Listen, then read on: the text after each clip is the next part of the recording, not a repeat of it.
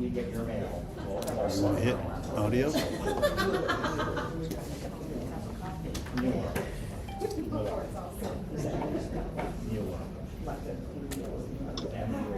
Testing 1, 2, 3. Testing 1, 2, 3.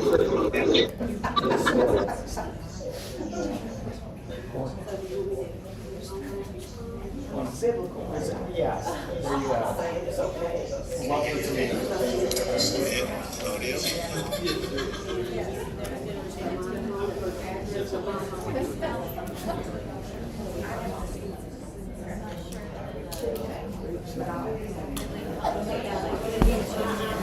As our speaker. Yeah. But I'm going to keep it muted while that one is on. Oh my gosh, it's a lawyer. Ready? Okay, we do not have our technical issues solved, but we have a workaround for right now. So we're going to go ahead and get started. I will say that we exited executive session with a motion from Mr. Valadera, second by Leonte, and with unanimous vote to exit executive session. And at this time, I will turn it over to rules. Thank you very much. We have one item on the rules committee. We have one item on the rules committee this month. Ms. Taylor. Item number 1 is a request to adopt standards for new middle school CTAE leadership courses. The current middle school leadership program began 15 years ago with materials developed by the U.S. Army for the purpose of inspiring and preparing young people to graduate and pursue further studies and/or careers beyond high school. The standards for the junior leadership core courses have been developed by a team of experts in collaboration with the CTAE division and will allow the course content to be part of the Georgia K-12 standards. The posting of these standards was approved at the February 2026 State Board meeting, and the standards have been posted for more than 30 days for public review and comment. Any questions or comments?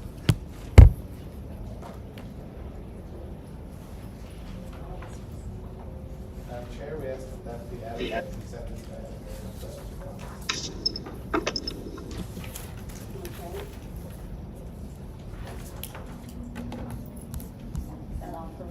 That's it for rules.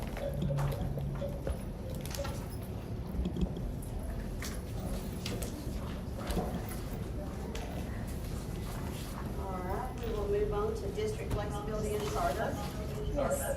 Yes, and we have one item, right, Tiffany? Okay, Alan, you're going to explain it? I'll go ahead and explain it. I'll use Yes. my teacher voice too here. So this is the, sorry, are you ready to go? Okay, so this is the renewal, this is an affirmation item, which of course we get a couple times a year from the commission. These specifically are for renewals. There are 3 renewals that we're asking the State Board to affirm. So it is recommended that the State Board of Education affirm the State Charter School Commission's grant of charter contracts to Atlanta Smart Academy, Liberty Tech Charter School, Northwest Classical Academy, and Slam Academy, I ran out of fingers when I was counting yesterday. The State Board of Education shall review and may overrule the approval or renewal of a state charter school by the State Charter Schools Commission within 60 days of such decision by the Commission upon a majority vote of the members of the State Board. So then I've got some information about the different schools here. On February 25th, the Commission considered the following petitions for renewal. Slam Academy, which received a 3-year charter contract based on their performance during the previous term. And then they granted 5-year contracts, which is the full contract to Atlanta Smart Academy. That has statewide attendance, grades K through 8. Liberty Tech, also statewide attendance K through 8. And Northwest Classical, which is K through 12. Also statewide, I forgot to mention that SLAM is in Atlanta Public Schools and serves some portions of Fulton County as well. Under OCGA 20-2-2083, the State Board may overrule the State Commission's approval of new or renewed state charter schools within 60 days of the Commission's decision upon a majority vote of the State Board. The 60-day State Board overrule period ends on April 26, 2026. So essentially, if you agree to affirm them today, that just cuts the timeline. They can begin opening sooner. That's the point, but this gives you a stop point also to ask questions about them or anything you might want to do. Questions or comments? you mentioned opening, these are all renewals. These are renewals, yes. They're already open. If I said opening, forget about that. Yes, they're already open. I want to make sure because I Yeah. read them, they were all renewals. Yeah, they're all renewals. Okay. Thank you. I would like some more information on the I guess it's the SLAM Academy. Sure. That's only for a Right. 3-year thing. They've been on probation, I understand, Well, or just. right. So Tell me because a I've, little bit about that and you bet. why we think that they should continue and all. Absolutely, and because my understanding is superficial, I brought along an expert. Okay, This is Katie Matthews, the Director of Data and Accountability for the Commission, so she can Yeah, tell you I'd be all happy to about share a it. little bit more with you about SLAM. So they started off pretty strong. School, they opened pre-COVID. COVID hit this school really hard. They took a few years to recover. So a couple years after COVID, their scores were pretty low. They were always kind of trending upward. So it took until this last year to really see those trends kind of play out within their elementary grade band, which is where a majority of their students are. That's where they really saw the hit from COVID. Their middle school grade band had actually kind of been performing well all along. So when we went on the school visit to the school, we said, we really need to see that improvement in your elementary school grade, which is why they were on probation previously. And in the last year, they demonstrated that. So they met our standards in that elementary grade band. They were outperforming the comparison schools. But because it was only in that 1 year and we didn't have the track record of continuous in the elementary grade band, we only gave them the 3 years because we say we want to see a little bit more time for you to demonstrate that that success is sustainable before you get the 5-year renewal. Does that make sense? Anything else? Yes, ma'am.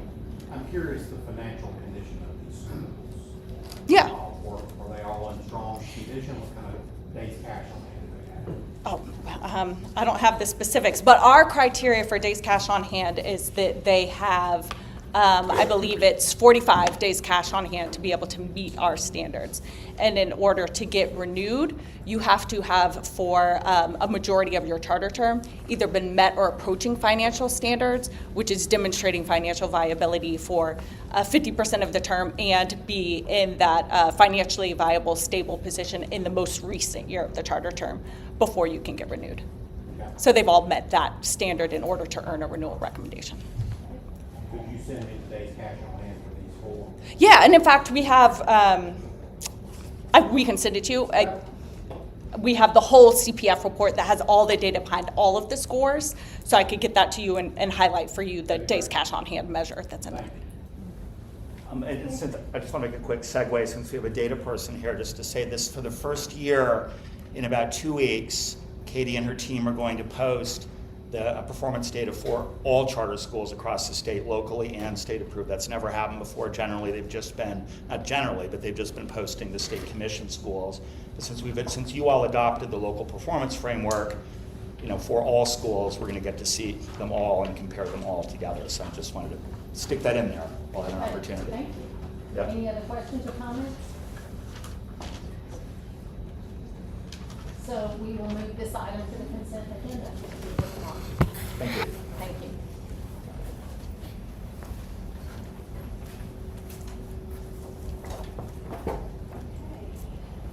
It's 1:31, so we will move on to budget. Fantastic. All right, we have 11 items on the budget agenda today. Russ?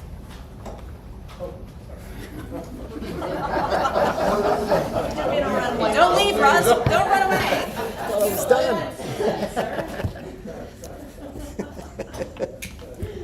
Thanks for joining us. Yes, ma'am. Happy to be here. Well, whenever you're ready, we'll move on to item number 1. All right, item number 1 is a contract for our Office of State Administrative Hearings. The purpose of this contract is for the Office of State Administrative Hearings to provide due process hearing services for special education disputes between parents and local education agencies in accordance with the Individuals with Disabilities Education Act and all federal and state laws and regulations and controlling case law. The total contract amount is not to exceed $700,000.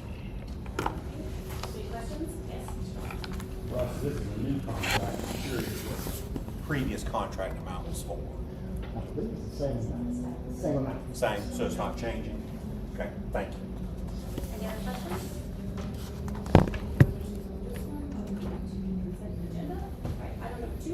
All right, item number 2 is our amended fiscal year 26 Georgia Department of Education budget. I'll highlight some of the major changes, and this is just our amended budget. There were 2K supplements plus FICA for state employees and classroom teachers. This also included central and school administrative positions, non-QBE teachers and staff, lunchroom workers, custodians, and bus drivers. We did utilize the same methodology that we utilized in FY24 when we had a similar supplement. The funding, we actually are sending it out tomorrow, so the districts will have it in their bank accounts tomorrow, which has been approved by the governor's office. So. Thank you. Any questions on this? I've already been asked when they're gonna get it, so thanks for Right. clarifying. That's the question. When are they gonna get this money? Yeah. Tomorrow. Tomorrow. And they'll get their QBE next week. So. And then, so Erica, that's what I said, and then they'll get their QBE at the end of the month. So this will be a separate deposit from QBE. Yes, that's correct. We'll be there tomorrow.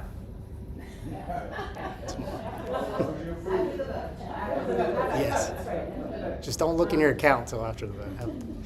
No, we actually had to use, we would have waited till after the vote. However, with our federal system, because we are sending out 2 different payments, we can only send them out on Thursdays. That's why. And just to clarify, Russ, that the money is going to the districts tomorrow, but it won't necessarily be to the teachers. Correct, and yes, because districts do have the flexibility to determine when they send the money out to their staff. We've done our part. Yes. So we'll be transferring Thursday, the district. Mr. Doss. Besides the supplements, what else is in the amended budget? Was there anything else? Yes, sir. We the other big, they fully funded QBE and equalization, which we're always thankful for. There was the funds that we requested for the PSAT AP testing.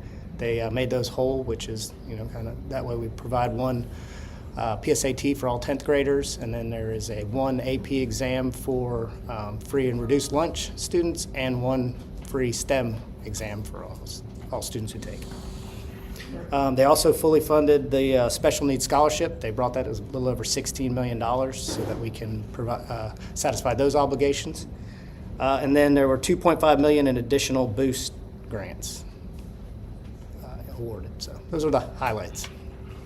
Mm-hmm. Any additional questions about item number 2? Okay, we'll move that to the consent agenda. All right, item number 3 is a contract renewal. This is our USDA warehouse storage and delivery with ACC distributors, Williams Instructional Foods, and Atlanta Distributors. A consolidation of USDA food distribution services into several statewide regions serviced by 3 warehouses allows the state agency to obtain lower warehousing and distribution fees than those obtained by local school systems on an individual basis. This is a $0 cost to the state. We're just basically we negotiate the contract for the district so that they can have a savings there. Any questions on this item? All right, hearing no questions, we'll move this item to the consent agenda also. Number 4.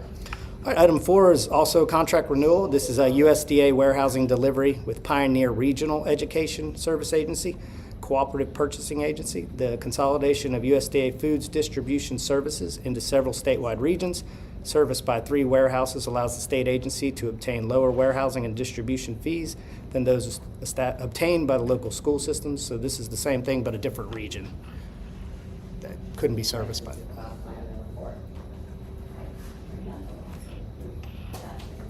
Item number 5. All right, item number 5 is a contract for Teach for America. This is a state budget line item. This contract provides support to increase the number of effective teachers in high-needs schools across Metro Atlanta. Teach for America will recruit, select, place, and support new teachers in high-needs schools across Metro Atlanta. The total contract amount is not to exceed $681,330. Maybe we hear from Dr. Johnson concerning this.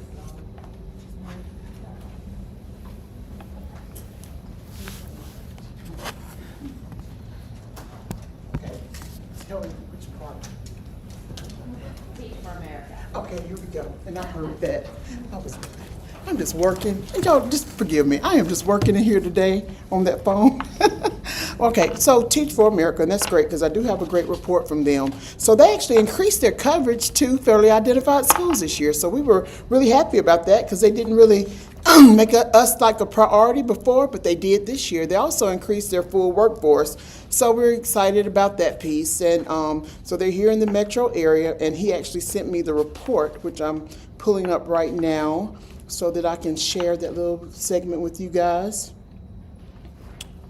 And we only utilize, this is a pass-through, so it's about $681,330 that offsets the whole $11 million budget on that one. But we have 4 in Atlanta Public Schools, 1 in at Liberation Academy in the charter school. We have 10 in Clayton County, and we have 3 in DeKalb County. And as you all know, as I've spoken every year, this is a program that I completely support, that I utilized in my own schools before, because the teachers that come through Teach for America, they get incredible training. I want to tell you that.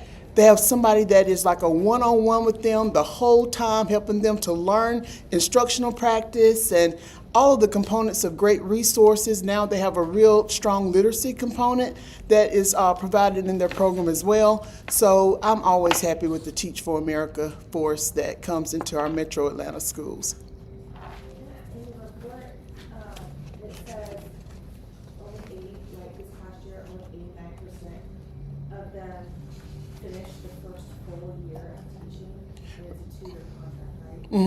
They get a 2-year contract.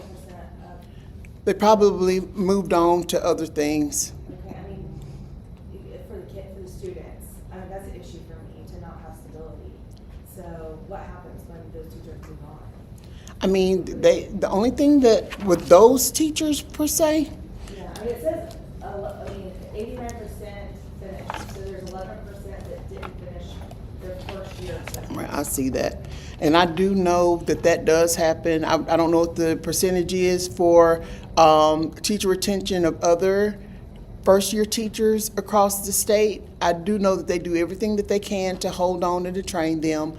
I know in my situation, we had some that ended up getting like in law school at Stanford, med school at Harvard, and they would come and they'd say, Dr. Johnson, I gotta go. Like those type things. So I don't know if that might be, and it's typically your young adults who have graduated at the tops of their classes, and they are trying to figure out what they're going to do permanently. And I can't tell you that that's the reason, but I'm looking at the faces in my head of a couple of situations that happened in my own situations. But if you want me to find that information, I'm happy to do so. Where did the 11% go? Right. And so keeping them for only 2 years has always seemed wild to me. I hope they stay longer than that. Yes. Not even finish the first year, it just seems tough for the kids. So, I'd love to know what the... Well, I will definitely ask and get that information to you. Do you mind sharing real quickly what the schools, where they currently are, or is that where they Yes. will be? No, that's where they currently are. It's just Metro Atlanta. So it looks like Atlanta Public Schools, Clayton County, and that charter school, Liberation Academy, DeKalb County Schools. That's what's here in their report for this year.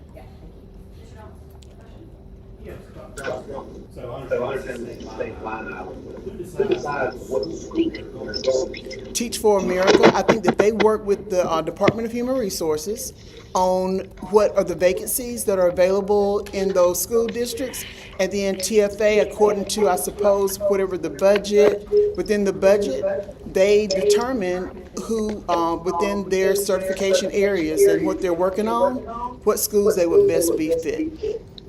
I was just curious, Metro Atlanta could be a lot of areas. Yes, about 7 big districts and many charters. You're welcome.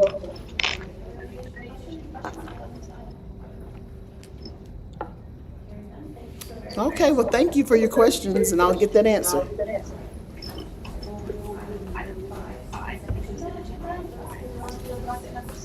All right, item number 6 is a contract with Communities and Schools of Atlanta. The purpose of this contract is to fund and support affiliates implementing the Communities and Schools model for dropout prevention and recovery. The total amount is not to exceed $600,000.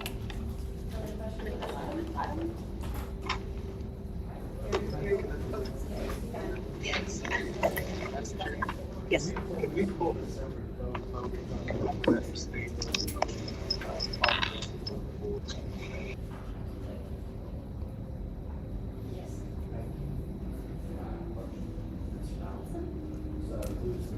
Dr. Johnson. I'm back. I've been gone for a while. Y'all just want to talk to me. This is the second one. Yes. I'm interested in outcomes. Oh, great. What can we show as a success in the money we spent in the first round? Thank you very much. So here we go. So as you know, Communities in Schools is one of the additional supports that we're providing to our 10 Tier 4 schools as covered by CTO. So I had Dr. Kilcrease to send to me by school. She didn't do like an overall, but this is what she's saying here. So Ballard Hudson, we had 92.61% attendance, and discipline, she says that actually our students, they reduced discipline by 8.5% of out-of-school suspensions. In academics, they improved, 61% of the students improved from fiscal year 2025. And that's one of ours that has been on the CTO list for 2 terms in a row. So that's really great gains for that school. And then at Southfield Elementary, the attendance moved to 94.92%.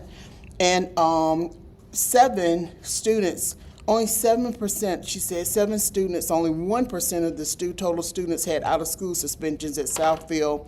In academics, there was a 29% growth, improved in ELA grades from 2025. And then for all of the Atlanta schools she put together, and she said that we have a 93% attendance rate of our Atlanta, the schools served in Atlanta, 96% no suspension rate, and overall 89% core course pass rate for these caseloads. And she broke that down to say that 84% are passing math, 92% passing English, 86% passing science, 93% passing social studies. And that's really all. So we are seeing some growth, trying to create that wraparound support. So this is a federal application. What title are you using for? 4. Tier 4. So 1003A funds, that is the support for there. And that's our additional support where we're required to provide something additional for the deeper tiers. We really focused on chronic absenteeism for Tier 4 because we just realized we've got to get them to school. Yeah, I would have, like, we had a community school that, that was a big help for us with advocacy, because we realized that one of the kids wasn't going to school because they didn't want their clothes. Mm-hmm. Their clothes were dirty, so the community person, like, really helped address all those behind the scenes issues. Thank you. And that's exactly what they do, all of that stuff. So everybody needs to use their big voices today, because this is the only one that's gonna be working. We've tried to get mine to work, it's not gonna work, so I'll just speak up when you speak. We got it. Okay. Is that the last question on communities and schools? All right. Hey, thank you very much. All right, so we've had a number of questions about those. Now, Russ, we're going to move on to item number 7. All right, number 7 is a contract with Carrier HVAC project for Georgia Academy for the Blind. The purpose of this contract is to replace the cafeteria and kitchen HVAC systems and repair the HVAC systems at the 2 cottages at the Georgia Academy for the Blind. The total contract is not to exceed $311,298. Are there any questions about this item? Glad that it's coming. I'm sure cafeteria workers are excited. Any other questions? All right, hearing none about that, let's move on to item number 8. All right, item number 8 is a grant for International Baccalaureate Exam Fee Incentive. The IB Exam Fee Initiative grant is designed to provide districts with financial support to help cover exam costs for students who qualify for a fee reduction and for students who take a STEM exam at high schools offering the IB program. The total grant is not to exceed $319,000. Are there any questions about item number 8? Okay, we're going to add. No. All right. All right, hearing none, we'll put that in the consent agenda also. And then on item number 9. Item number 9 is a grant amendment to our FY26 Student Mental Behavioral Health Services Grant. The Georgia General Assembly increased the allocation of this grant in the amended FY26 budget to include additional schools that serve grades 6 through 12. This grant amendment amount is $1,300,000, which brings the total grant amount not to exceed $20,660,000. Any questions about item number 9?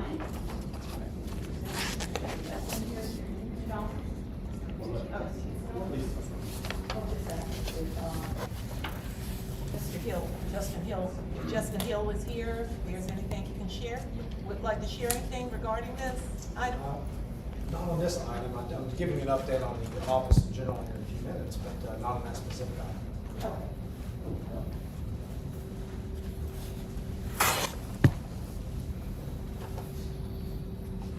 All right. So, any questions, Donald? Dr. Hill, I'm just curious what I see is $20,000 for every middle and high school. Is that correct? Am I speaking loud enough for everybody online? I don't think the answer will carry this way. Yes, sir, it is. I'm just curious, give me some examples, some success stories of what people are spending the money on. I could certainly run a report later this afternoon, maybe tomorrow, to find out the top 5 things. I didn't bring that with me today. But some of the things that they are spending on is certainly expanding mental health awareness opportunities that go just beyond some of the grants. But also there's opportunities to find ways to bring service providers into the schools and to make sure that students are getting help there on site. But certainly we can look at and give you like a top 5 expenditures report. Okay. Just give us a couple days to run that. Yeah, sure. Thank you. Thank you. Are there any additional questions about item number 9? Hearing none, that's the consent agenda also. And then item number 10. All right, item number 10 is our 50 to 250 contracts. If there's any questions. All right, so anyone have questions about the contracts? Report. I had a question about the pool for the state schools, the Rotary Industrial Services Fund. Yes. When was that pool originally built? The original pool, I found out just now, was built in 1958 and has been at the school and used ever since. In 2019, there was an update where they actually replaced the pool and built the natatorium, updated the natatorium around the pool. The original pool, I found out, went to 12 feet deep. The new pool goes to 5, which is much safer for us as we take the students in. So thank you for asking the question. I had no idea what the answer was. Yes.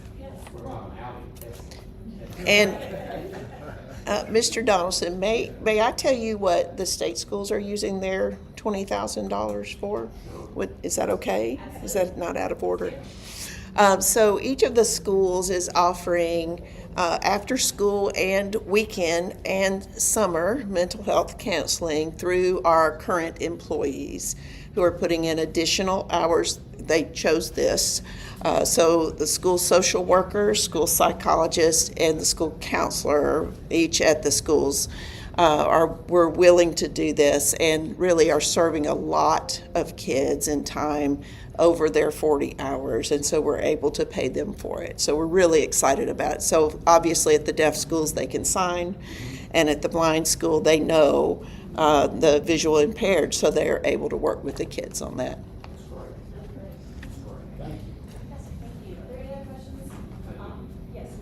I'd like Dr. Aldridge to talk about the SREB contract. All right, so this contract is just an extension, a no-cost extension, because part of, do I need to come up there? Sorry, this, the SREB is a no-cost extension, and part of that is because one of the activities that was included in the original contract was to help us gather information to focus on the implementation of math standards and resources, and some of that is going to be classroom visits. So one of the main reasons is to extend that so that classroom visits can happen at the beginning of the school year and during an instructional period that doesn't align with state assessment. And so that's part of what's going to be focused on there. That SREB contract is also helping us to work on some additional professional learning that will focus on numeracy, and part of that work will be offered to professional educators this summer in some professional learning opportunities. Does that help? Okay. Any other questions about that? All right, you're welcome. Any additional questions about item number 10? Item number 11? Yeah, item number 11 is our grant and grant amendments under $250,000. Any questions about that list? All right, hearing none, we'll put that on the consent agenda also. Russ, thank you so very much. That concludes the budget committee portion. And on those items 1 through 5, and 7 through 11, and 15, and number 7 for executive, excuse me, yeah, number 6. That's correct. Okay. Thank you. Okay. We will now move on to the audit committee. All right, thank you, Madam Chair. Russ, for the audits committee, we had chatted last week and put together an agenda, and I thought we would just go with that same list if we can. Can we first start with an update on Twiggs County? Yes, sir. I believe Department of Audits is here to give an update on both Twiggs and Dodge. Okay. That was requested of Mr. Donaldson. That's correct. Yeah, Yes. Twiggs and Dodge. Was that sent out separately, that agenda for the? I don't know that there was one that is actually a specific agenda, that's just a list of A list y'all came up what we with, but had you didn't added send it last out. week. Yes, ma'am. That's fine, no worries. Good afternoon. I am Christina Turner. I am the Deputy State Auditor with the Georgia Department of Audits, and my job right now entails being responsible for all of the financial audits that we currently do at the Department of Audits. So we were specifically requested to talk about Twiggs and Dodge. Twiggs County's audit is expected to be sent to them sometime this week. They actually have a CPA firm that is doing that audit, and so I spoke with their finance director this morning. The initial expectation was that they were going to get the audit in November. They reached out to us. We are planning to do their 24 audit, but we can't start that audit until we get the 23 audit. So as of this morning, when I talked to her, they expect to have the 23 audit this week, and then we'll move forward with scheduling from there. We will have to get their financial statements for 24 prepared, so they already have a consultant who will do those financial statements, and as soon as we receive those financial statements, then they will be put on the schedule. Any questions? Mr. Johnson? So just to clarify, they hired an external firm, not part of Austin County. Right. To do it. They said it's going to be done in November, and they didn't get it done in November. Right. That Your is our understanding is that is it the firm that didn't get it done on time, or the firm didn't get the information they needed to get it done on time? I don't have all of the details on that, but I believe it was a combination of things that were going on. I do believe that there were some issues with getting information and getting financial statements, but I don't want to point at the firm either. I'm not sure what their circumstances were or why they were delayed in that. Well, either way, it's late. So Right. It doesn't really matter. Right. Thank you. Does anybody else have any other questions regarding these comments? Twiggs? Right. Dodge County is actually an audit that we do. And right now, that audit is finalized. We have been working with the superintendent to get the final documents together before we can release that report. We did talk to the superintendent this morning, and she assured us that she would have those final documents to us today, and that report should be released by the end of this week if we get those documents from them as they said that we would get them. So, Is this 2023 or 2024? 2023. Okay, and you do their audits? We did their audits, yes, ma'am. What's the holdup there? This one again we had a lot of different issues with getting financial statements from them. They do submit financial statements by December 31st to meet the deadline that you guys have set. However, a lot of times those financial statements are not in their final format for us to audit. So it took us quite some time to get a set of financial statements that we could begin the audit process on. And so that was the delay for us on 23. So just to understand, they can do their audits through you. Yes. Individual systems, or they can hire someone outside. That's allowed. They can do that. Okay. That's been the common practice. I think technically the mandate is for us to do the audits, but common practice has been to allow firms to do those audits based on resourcing, and we don't have the resources right now to do all of the audits. Okay, thank you. Further comments? She took your question? No question. You want to ask it again? Just, all right. I do have information on the 24 audits and 25 if you'd like that information. For 24, there are 4 outstanding audits across the state. 3 of those, we just talked about 2 of those, and the other one is City of Dublin. Those are audits that we will be working on. So as soon as we get the 24 statements for both Dodge and Twigs, we will be starting on that. We actually have a consultant who's working on getting the financial statements for City of Dublin. We have a team ready to go in and do that audit. Can't go in until we get those financial statements. So we are delayed on City of Dublin there. The other 2 are audited by external firms, and that is Dooley County and Lamar County. So those are your 5 24 audits that aren't done. 25 is actually looking very good. We do have a March 31 deadline for a lot of the districts to receive their low-risk status under the federal government's guidelines. So as of right now, the Department of Audits has released 25 audits. We have about 10 that we're closing out and about 6 that are in final review. We should have about 61 reports out by next Tuesday, March 31st. So that is where we will stand on our portfolio. And we have received 27 CPA firm audits for 25 as of now. So you're looking at close to 90 audits for 25 have been completed and moving through the process. Yes, ma'am. Yes, ma'am. Is that normal? Do you know? Is that normal? Yeah, Better? that's about the norm. Usually about halfway through now.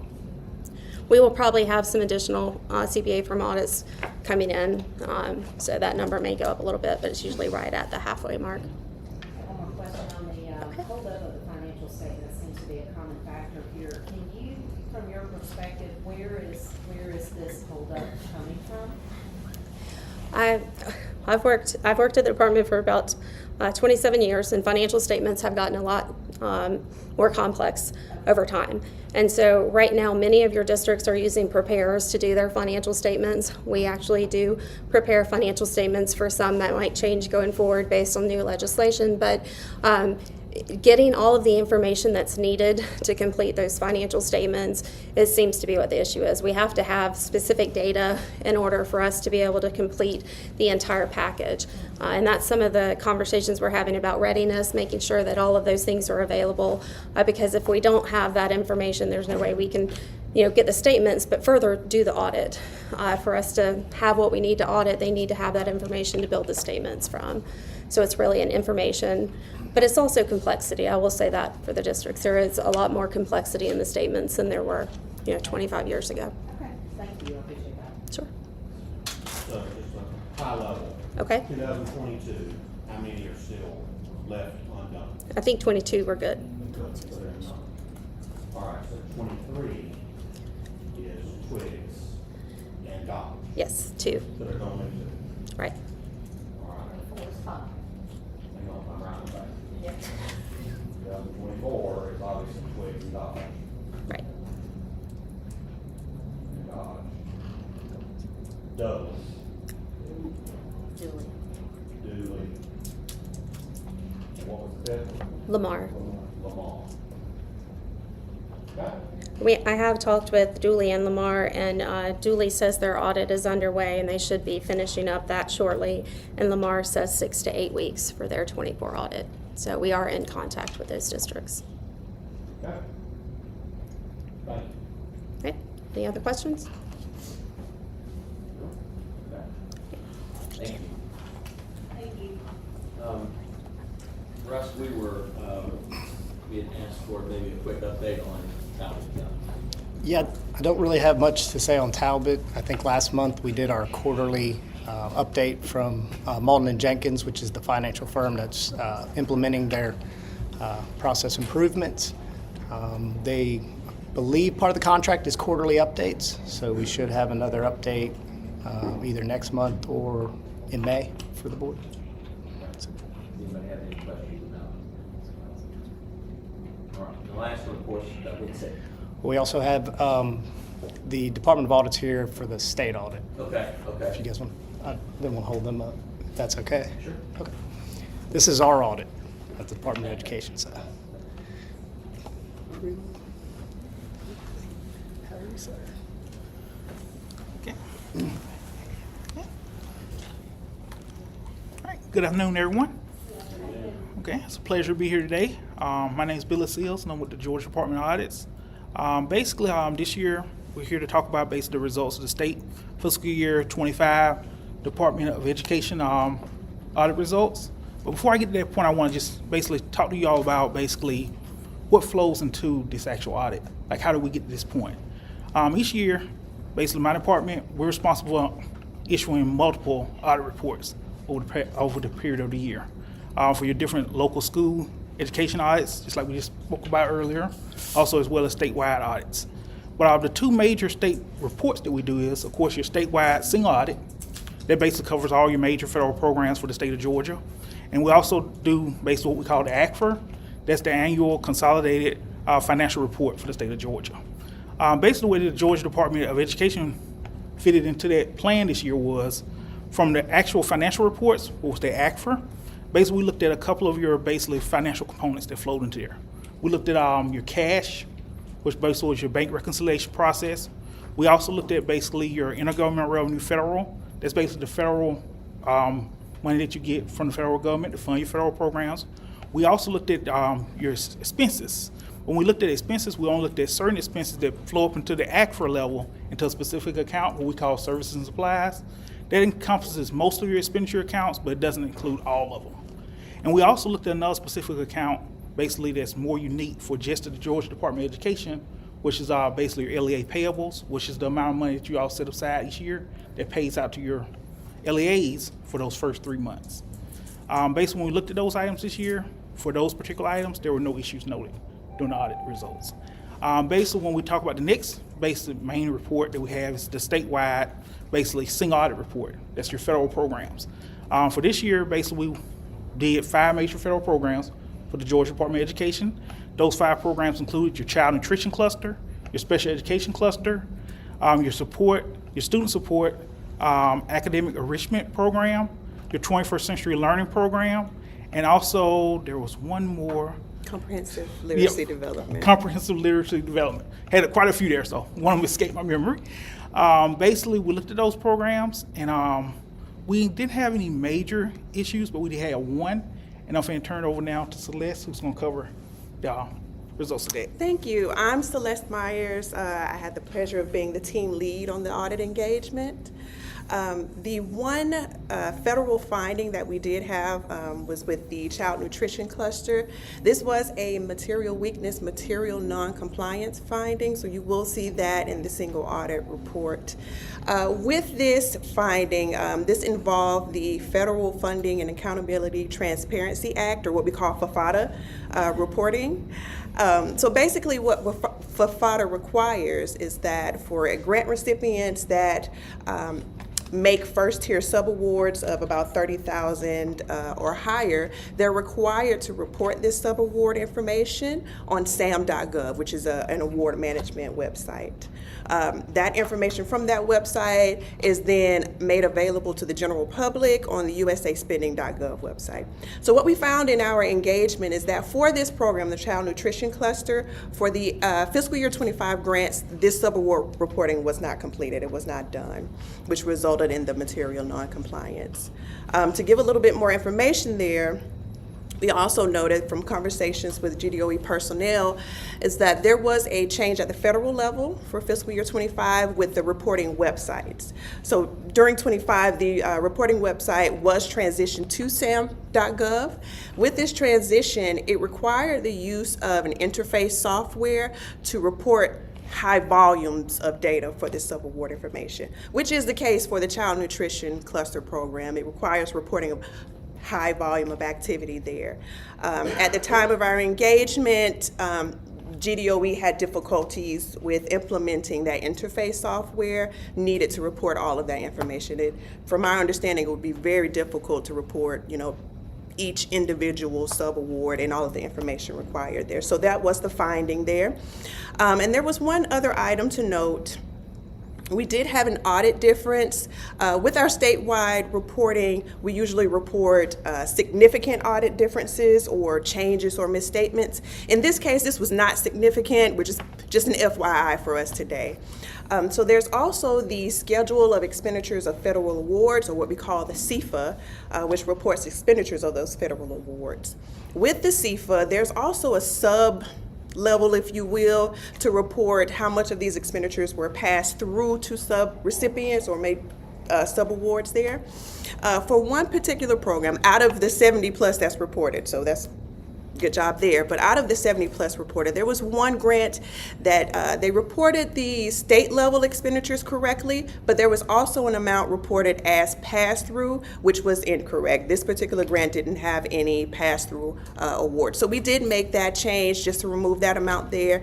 But again, no changes to the overall state level of expenditures. And this was not a significant amount. Again, this is just an FYI for our conversation today.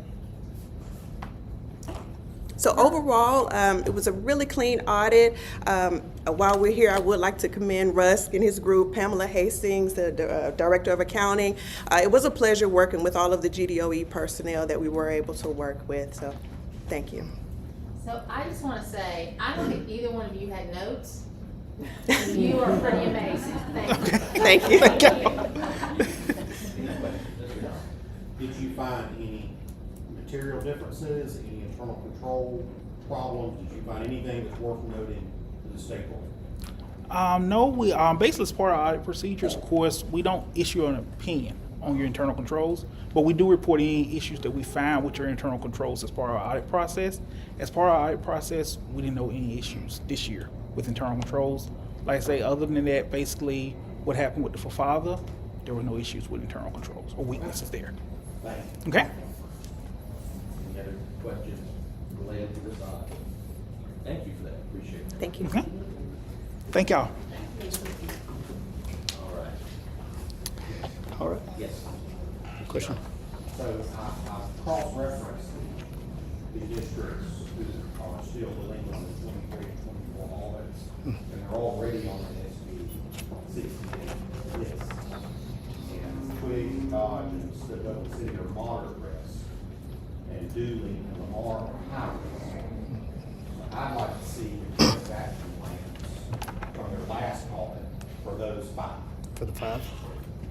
Twigs, Dodge, Dublin City, Dooley, and Lamar. The last corrective action plan that we had.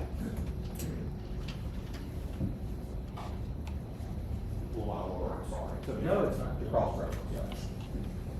Got it. Yes, sir. All right, if you can give us an update on Dublin City. Okay.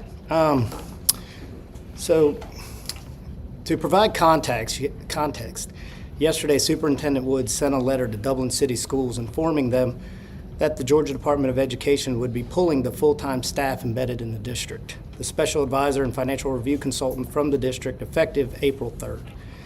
First of all, Superintendent Woods has been clear from the beginning that our primary goal was to ensure stability for students and teachers in Dublin City Schools, essentially to get them to the end of the school year. At this point, the goal has been accomplished. The Georgia Department of Education and Dublin City Schools worked together to ensure this occurred, and we managed to turn an approximate cash shortage of around $12 million into a surplus of about $2.7 million as of our last cash proof. However, as expressed in the letter he sent yesterday, we are extremely concerned that Dublin City Schools is returning to their old habits. The FY26 budget is balanced, but it appears the district and board are unwilling to make the tough decisions necessary to balance the FY27 and 28 budgets. Dublin City Schools will not lose any services that are provided to all school districts in Georgia. We simply believe it's no longer productive to have full-time Georgia Department of Education staff placed in Dublin City Schools when a pattern has emerged of advice of those staff members being disregarded.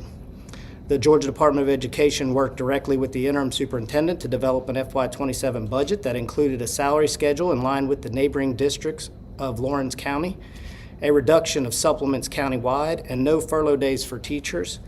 Most importantly, this budget was balanced with a $265,000 surplus. From the beginning, we recommended that the districts create a zero-based budget, but the district was unwilling to do so. For reasons that are unclear to us, following those conversations, changes were made to the budget that had been discussed. The budget Dublin City Schools voted on Monday night included athletic coach supplements, days in principal contracts, and program spending that the Georgia Department of Education had directly advised against. Dublin City Schools chose to develop a budget which included 8 furlough days for staff, including classroom teachers, in direct contradiction of DOE's recommendations. They chose to keep many of their supplements totaling in excess of $600,000. Some of those supplements included large amounts for athletic coaches, including in one case a $30,000 supplement. The district also chose to prioritize minimizing the impact of those furlough days on principals by increasing their contract days compared to DOE's recommendation. This is Dublin City Schools' prerogative. They do not have to follow our recommendations, but this vote added hundreds of thousands of dollars to Dublin City Schools' budget, and that district simply does not have. The original budget recommendations from DOE projected a $265,000 surplus. After last-minute changes from the interim superintendent, the budget now appears to project a $13,000 deficit and 8 furlough days for teachers. The department had built in a buffer for this district and advised the district it was necessary because there are projections that their federal allocations will decrease next year, which would lead to hundreds of thousands more added to this deficit. The interim superintendent was aware of this problem. We cannot continue to have full-time staff placed in Dublin City Schools if the local Board of Education and local leadership do not have the will to balance the district's budget. It is not too late for Dublin City Schools to turn the situation around. The district needs to hire a CFO and permanent superintendent. The district should follow the department's recommendation to create a zero-based budget. The district should review its extended day, extended year budgeting, which 12 of the 13 staff members currently receiving those benefits are athletic coaches. Finally, and most importantly, the district should work to create a sustainable budget that does not include furlough days for classroom teachers. The root of the problem is that the district is continuing to advance programs and infrastructure it cannot sustain at the expense of teachers and students.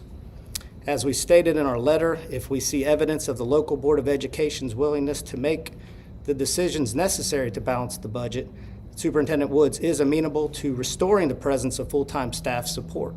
The department will continue to follow all current and future laws to support district finances and operations, and again, Dublin City will continue to have the access to the same supports as all other districts in the state. We are committed to the students and teachers of Dublin City Schools, but again, we cannot continue to place full-time staff in the district, which we do not do in any other district in the state, when our priorities clearly are not aligned. That's my update. Thank you. And that was sent out when? Yesterday. Yeah. So the question I have, has there been a response from Dublin City? I think we have received recently a letter, but we have not had a chance to fully look at the, I guess, their response to that. We again want to make sure we're verifying numbers, and again, I have absolute trust in Russ and his team. They have done an amazing job. To be honest, without the help and support, there's no telling where Dublin City would be today. As you can see, we went from roughly about 12 million in the hole, up to a balanced budget. And like again, in consultation with Russ, we continue to, I guess, run into some headwinds. It does not seem that we are necessarily being fully listened to, which again, we are not there to direct, but to advise. At this time, we do not see that we are aligned in our objectives, again, which is the prerogative of Dublin City. We're willing to continue to support. We will offer the support that we are obligated to do so, which we do to all districts. Right now, of course, like I said, we do have an April 3rd deadline, which our staff will no longer be part of that process. We wish Dublin City well, but as stated, they need to get a CFO. That is something we have been very insistent upon. They need somebody that knows the numbers and knows the processes so that they can look at this. Within the budget that was mentioned, again, I was concerned, again, from everything we have seen, that it was not fully discussed as a board. And again, as we look at the numbers just don't add up. And in doing so, we have a cognitive report that will be coming out.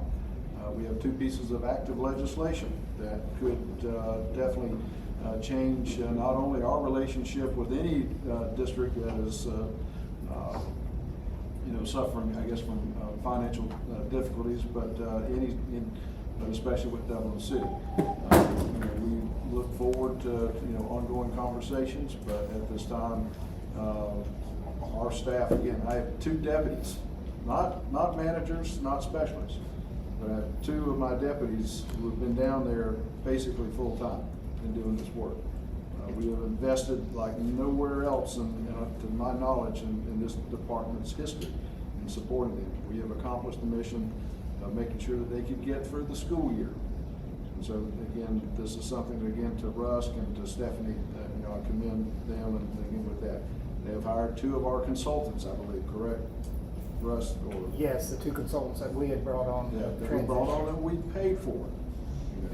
So that was again an additional expense that we added on. But at this time, like I said, we do not see a full alignment of where we need to go. And as such, I do not see continuing that investment, my time, my staff's time and resources down there. But we do wish them the best.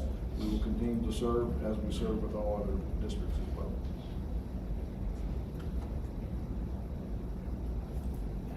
Three questions. First question. At present, the budget that has been approved is a deficit budget, deficit spending budget.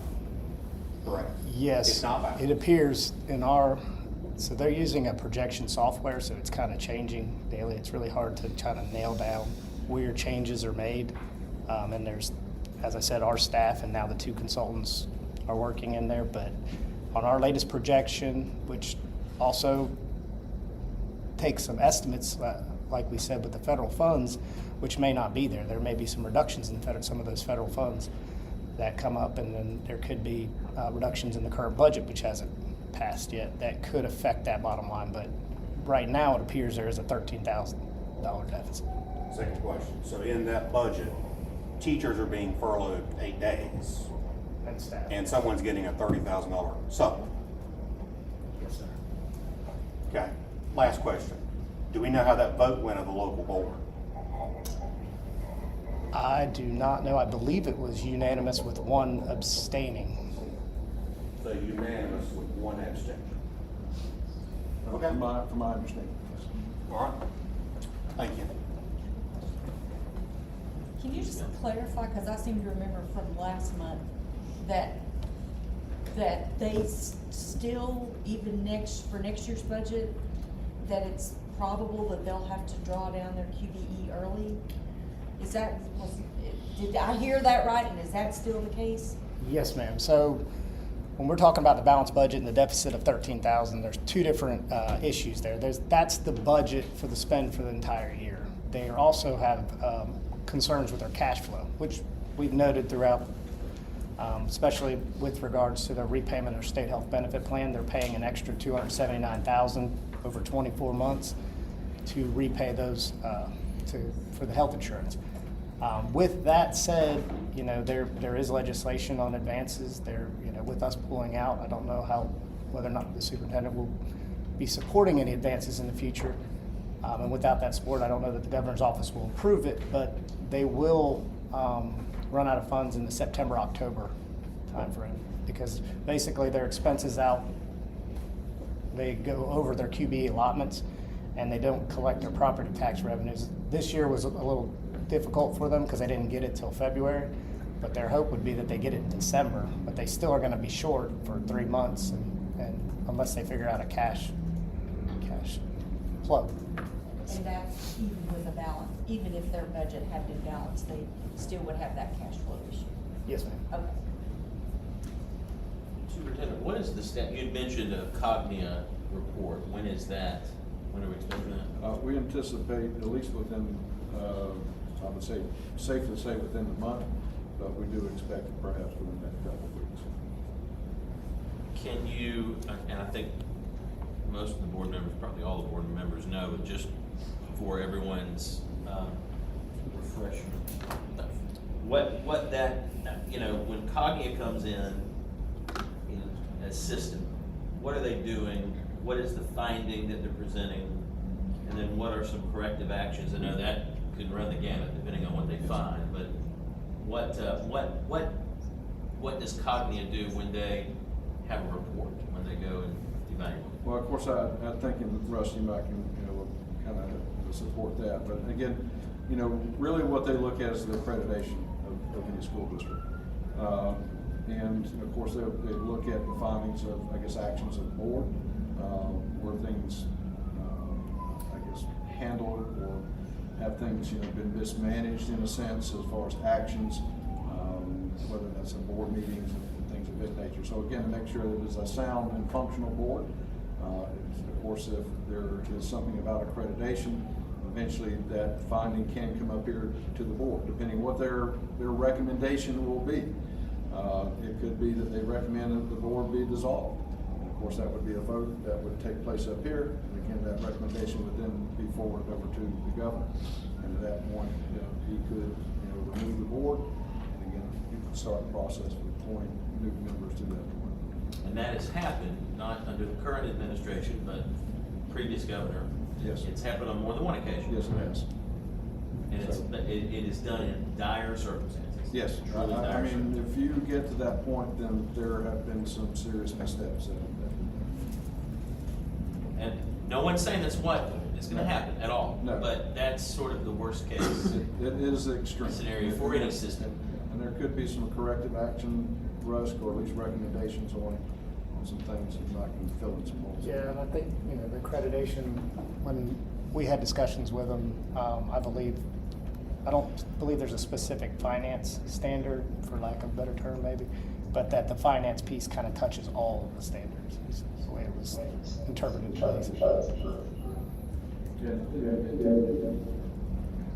Well, with that, I would say that, again, we still have those two pieces of legislation that are active, and if they are passed, the good for science and law, again, there's a preventive side, and there's a punitive side. Those pieces of legislation, so that may change our relationship with any district. Anybody else have any questions? I will say Superintendent Woods and Rusk and Dr. Johnson, y'all have done an incredible job of going down to help this district recover. But I stand on this, at the end of the day, the board members are elected officials who have an oath. And they appoint a superintendent and other district staff at their approval. And if they are at the place where they're not complying and taking your advice, I support wholeheartedly that you remove your staff from there. And y'all continue to work on your business and let it fall where it falls. Because elected people on the local level, state level, national level have to be accountable for their actions. When you're not, there are consequences to this. And the voters get to decide if you remain in those seats, or the governor could ultimately remove you. Let it be.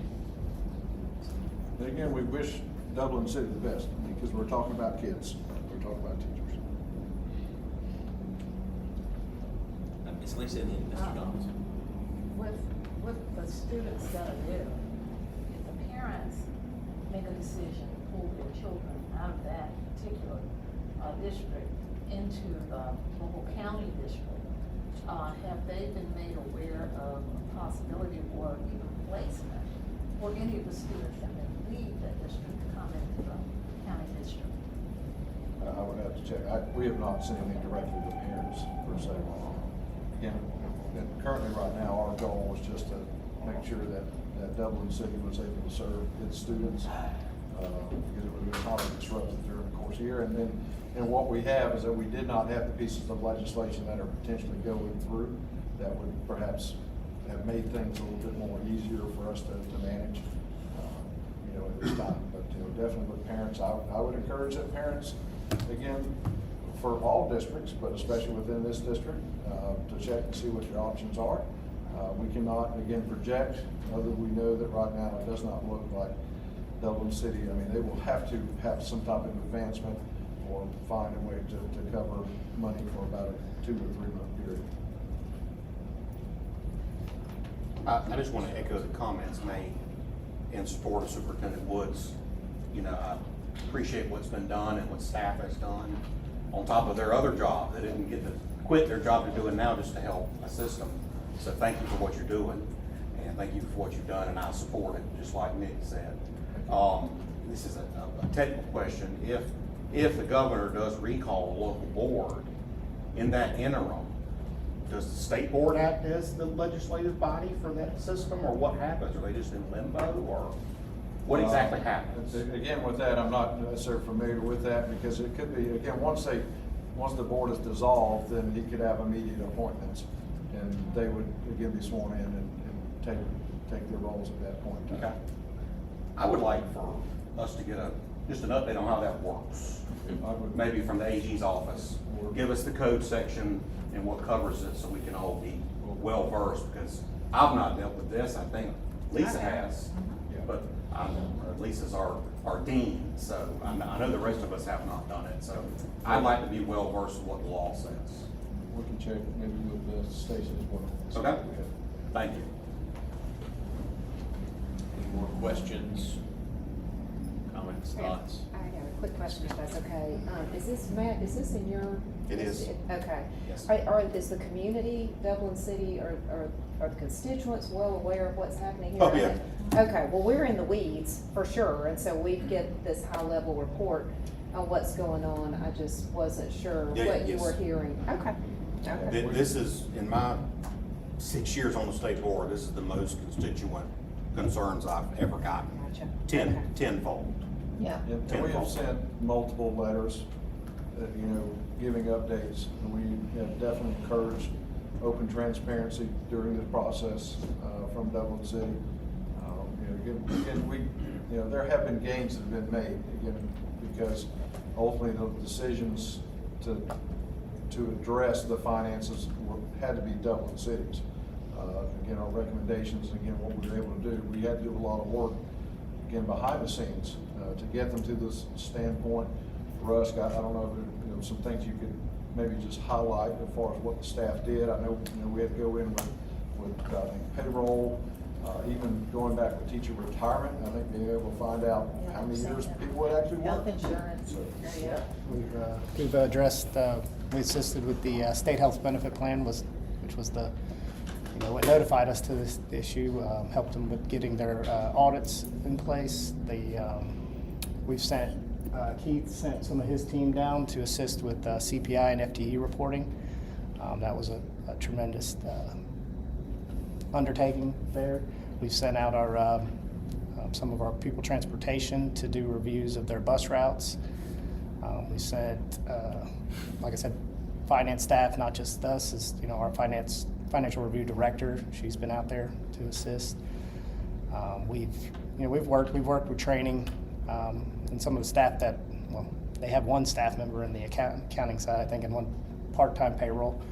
We've worked hard with training him, but he needs help. I mean, he's one guy, and 2 consultants now, and then our full-time staff member. So I think we've worked with them on they are pursuing a CFO. It's not the easiest task, I'll say, for them to find one, but they're pursuing one. They just need to get somebody hired. That being said, at some point, again, they were full of work. We had to pull the staff. I mean, we cannot embed our staff there indefinitely. Yeah. Again, we've been there for a while. We got them through this school year, which again was our initial concern. We have done that, and again, we will provide and continue to provide them, as with all districts, the appropriate level of response that we would for any district facing financial issues. But again, I do want to say thank you to Russ and for his entire team, because they have invested a lot of time and a lot of effort to right this ship at this point. I have a question. Can y'all hear me? I'm not at all questioning. Thank Frank. Your people, they've been above and beyond, and honestly, One second, Frank. Dublin City doesn't deserve it anyway. I mean, any more than what you already given them. But is there something that they can do that would make you reverse your decision? And again, I'm not questioning that decision. I think it was the right one, and I think it's good. But I mean, are you giving them an option to, if you, rescind your budget, or if you, or is it just, we're pulling out on April 3rd? Well, again, as mentioned, we're glad to work, and we're glad to review the decision making. But we've got to see a good faith effort that does not, again, I don't want to send a team back in and then we're back to where we need to be. And there were concerns about the budget where we had a surplus because as Russ mentioned, there may be some findings on the federal side that need to be covered and potentially had to be covered with that surplus. But we're willing to sit down and work. Again, our goal is to make sure that our kids are educated and our staff is paid and our teachers, are provided a great environment. So upon, future review or discussions, we're definitely open. But as of now, April 3rd, will be the date. I think we look at the Committe report to see what happens there and to see what the legislation, what happens with that. Again, signing die is coming up. And our hope would be that should both pieces or one piece of legislation be passed, that the governor would sign that effective, very quickly, so that all goes into effect immediately. We had a question from Frank. Yes. Go ahead.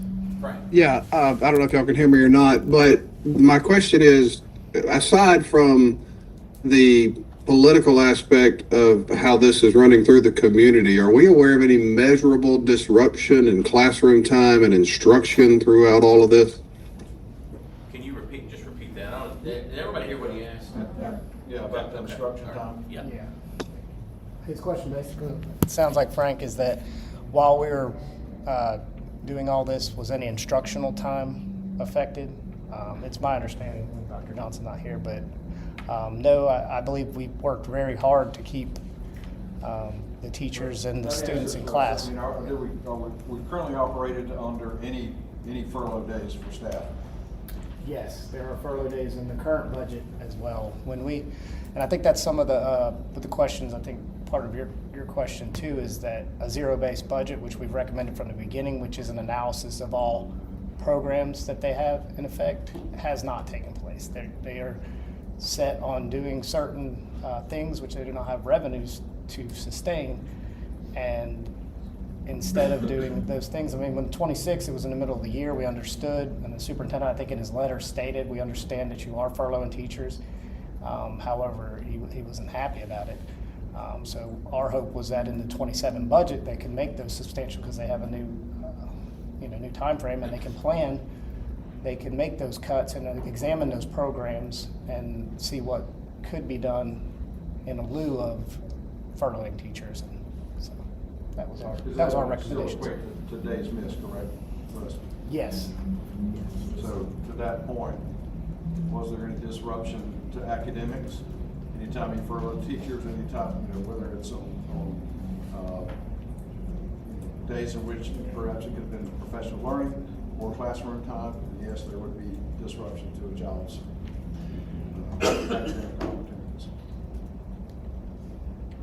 Does anybody else have any thoughts, questions, concerns? All right, so what's our next step here? I mean, what do we as a board need to do to continue to help you and help Dublin City? Well, I think, again, I appreciate the support that's been offered. Like I said, we still have the April 3rd deadline. Dublin City is going to have to make choices. Again, we will respect their choices that they make. Now, depending upon those actions, it could fall upon, again, the legislation that's out there that could have an immediate effect. I think we have to wait for that. We also have to wait for Cogni's report, because that could require action by you as state board members. Once again, they have the resources, they have the funding to get them through this school year, so it will take them through the end of June. By that time, we will know everything that I've just mentioned here. Is there any corrective action there? Is there any legislation that perhaps could be enacted or that will draw either us or Department of Audits or some other entity, in line? At this time, they're functioning, they're running. If you continue to have questions, we'll be glad to answer those, but I don't think there's really any steps that the board has to take at this present. Of course, Mr. Donaldson lives in the district. He will continue to get questions with that. Maybe some that perhaps you do. Russ, anything you'd like to add or at this point, or Christie, anything with that? No. Because, right now, like I said, we have done what we could to keep the school running, and they will run until June. And at that time, their new budget will kick in. Anything else? All right, thank you for the reports and everyone. Appreciate everyone's help with this, and Yeah, that was a lot to discuss. I would just say that, of course, we have received a new letter from Dublin City. We'll be looking at that. We'll be glad to share that with you as the board as well. And of course, whatever response we have, we'll forward that to you as well. And if you have any questions at that time, we'll be glad to clarify anything you have. So. All right. Thank you. That concludes the business of audits. We have nothing moving to the consent. Thank you. All right, Ms. Moore, this time, turn it over to state schools. Okay, at this time we have our state schools. As everybody knows, we are the local board for our 3 state schools, and Dr. Jackson is here to give us an update about what's going on. I have good news. So I'm glad to be able to tell you some great things that are happening at your schools with your help and with your support, and we appreciate it so much. I'm going to just do it in alphabetical order. So we'll start with the Atlanta Area School for the Deaf, and I wanted to tell you that their school 2 weeks ago held a beautiful literacy week that they focused from K-12 on listening, speaking, reading, and writing. And the students participated, all students participated in hands-on learning experiences, including ASL poetry, ASL storytelling, visual art, deaf games, STEM projects, and the week culminated with students sharing their end result projects with the whole school community, celebrating their creativity, their learning, and their pride in their deaf culture. It was a powerful example of literacy coming to life through language, culture, and student voice, and really a showcase of deaf-centered excellence in action. It was amazing to walk through the school. The students rotated through 4 different centers within their grade bands, elementary school, middle school, and high school. I went to every single room and never saw one student that was not engaged. It was such an exciting time. We were so glad to see the community pull together and to really focus on deaf-centered literacy, but it did include all the traditional pieces of literacy. They did read and write as well as sign and receive. So that was exciting. Also at AASD, this May they will graduate 16 students. So it's a rather large graduating class from the school. Several of those students, as you know, were all special education schools. Several of the students are aging out. and would prefer not to leave, but they're graduating. So they have a very big graduating class. I hope is that some of you will be able to attend this very special ceremony that they have there. I got out of order here. So for the Georgia Academy for the Blind, I just witnessed something I've never experienced before there. Last week, they held the Georgia statewide Braille Challenge. And I was really excited to be there. I got to greet parents of blind visually impaired students from all over the state. It was really exciting, except I wasn't allowed to go in any of the rooms. This thing is like Georgia milestones. There are proctors, the door is locked. They have specific tasks assigned to them. When they're done, someone comes out the door, locks it behind them, takes it to the scoring room, comes back in. It's really exciting. So they do a spelling test where they braille words that are spoken to them. They do a reading comprehension test where they read Braille and respond in Braille. And I think probably the most challenging one, they have earphones on and they have to transcribe everything they hear. And they're scored on that. So that was really exciting. And I just wanted to read you two stories from two students about this, two GAB students. The students came from all over the state of Georgia, so it was really exciting. So one student, JF, we'll call him, this semester marks a full year since I've started reading Braille. Since I've become fully contracted, that's a kind of Braille, I thought that I might as well participate in the Braille Challenge. I was put in Foundation 3 and ended up winning first place. While the competition was a challenge, the actual challenge came with learning the code as well as increasing my speed, the latter of which I'm still working on. Overall, Braille is far from being easy to learn, but reading and using code constantly has lessened the difficulty of it greatly, at least for me. So that was a great story. Another student, BW, said, I did Braille Challenge for the first time this year and it was great. It helped me build confidence in my Braille reading and writing ability, and I got some much needed practice. Reading Braille can be very difficult, especially when different contractions can mean different things depending on the context. Braille will be something I will use for the rest of my life, so being good at it is a necessity. That it is not easy for most people, however, it is so important for the blind and visually impaired people to thrive. So I was glad to hear from those two students about that. You also saw in one of your board items that some of the kids are going to be able to take a trip with the great Smarter Than a Fifth Grader monies that Kathy Cox. And I just wanted to read you what one former student who went on this trip had to say about it. And they call it SCASB, and that is the Southern Central Association of Schools for the Blind, which includes the Alabama school, the Mississippi school, the Louisiana school, the Oklahoma school, the Texas school, and the Georgia schools for the blind. So it's their GSHA. Is really what it is.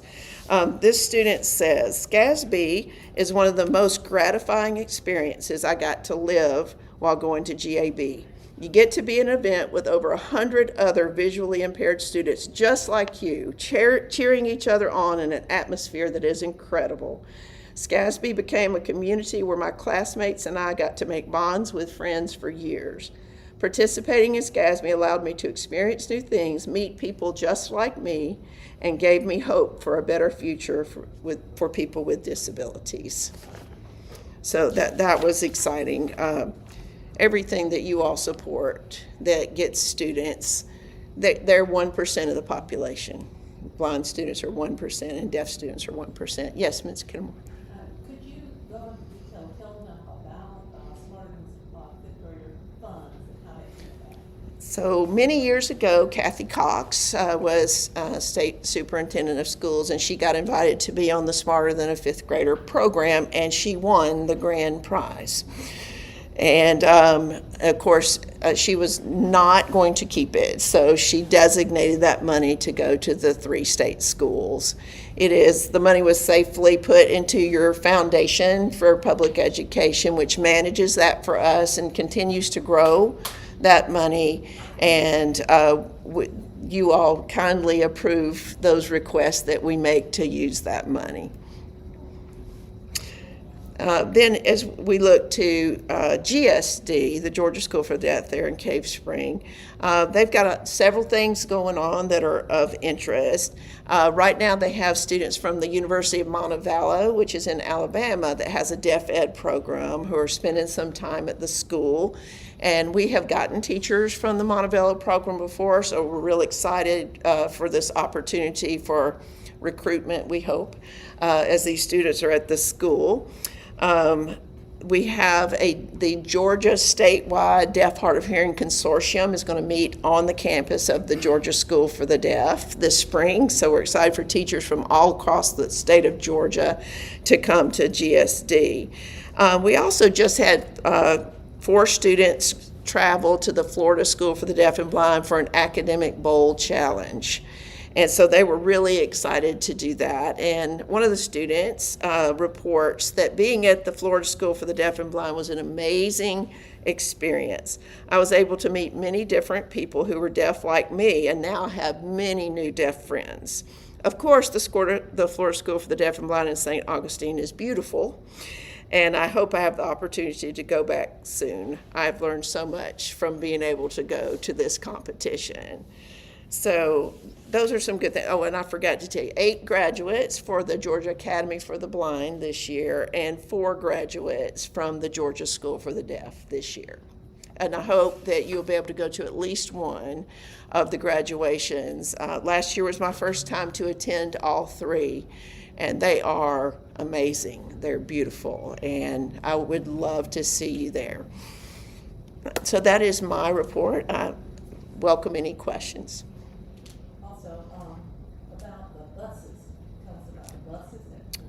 Well, as Dr. Seuss would say, oh, the places we'll go. They are not electric. Ms. Kennemore is very interested in that. But, did you send out the graduation dates? yes, they should have gotten their save the dates from all 3 schools. Jerry sent them out for me. Mm-hmm. And yes, we're excited to have you there. And I forgot to say, we're also very excited for you to be at the Georgia School for the Deaf in August for your August meeting. You will find it to be beautiful. The largest deaf campus in the world is at the Georgia School for the Deaf at 485 acres. And while you're there, if you want to go to Berry College, you can go to the largest college campus in the world. So. But we're excited about that. So, any other questions? Oh, yes. If you want to bring your fishing supplies, we have a 12-acre lake that most of the water belongs to the school, and the rest of the water belongs to the Jackson family. And we stock it. The Jacksons stock it. And we're absolutely would be glad for you to fish while you come in August. It's a little too easy, possibly. Any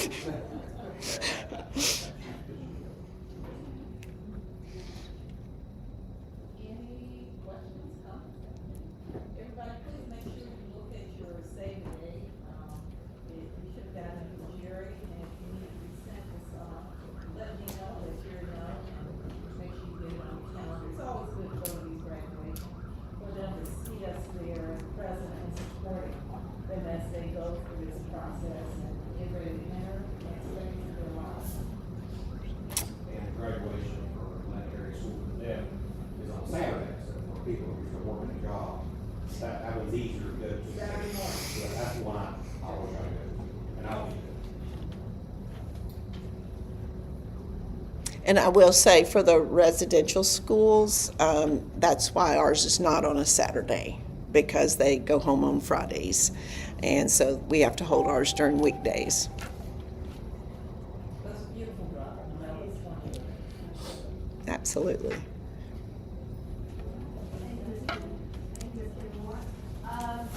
Before we just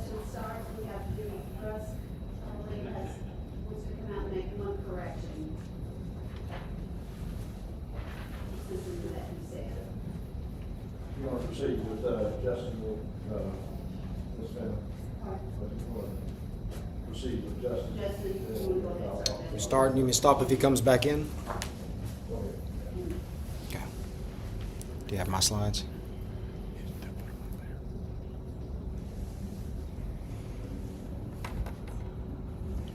Bam. All right, well, the slides are populating. Good afternoon. And the chairwoman, members of the board, Mr. Woods when he comes back in. Looks like we've got echo as well.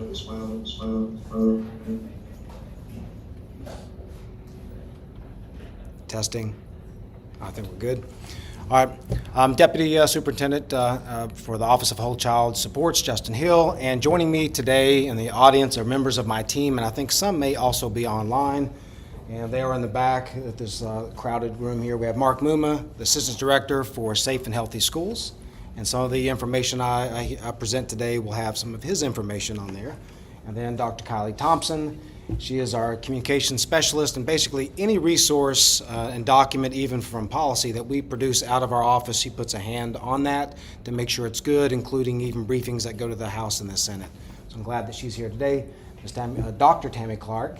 So our school climate survey presentation that some of you received maybe last December, not this one last, maybe the time before that. When we were undertaking that, she spearheaded that project. And right now I'm going to give an update at the very end about the STAR climate rating and some revisions in that area, and she helped spearhead some of those items as well. Ms. Jeannie Morris is in Dade County. I think she's online. She's our Assistant Director for Georgia MTSS. I'll give just a very brief, succinct overview of what that program does. And I think Dr. Tabitha Baldy, she manages all of our attendance efforts as well as the mental health awareness grant activities. I think she's online. And then possibly Kim Conley, who's our registered nurse that does our Healthy Schools projects. I think she may be online as well. So can you get the slides, or am I good now? They're feeding from the back. All right, next slide.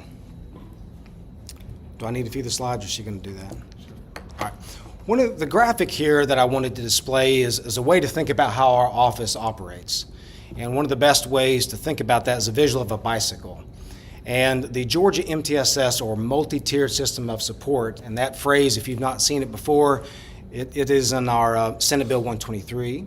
It is in House Bill 268, and I think it's even also mentioned in Senate Bill 513.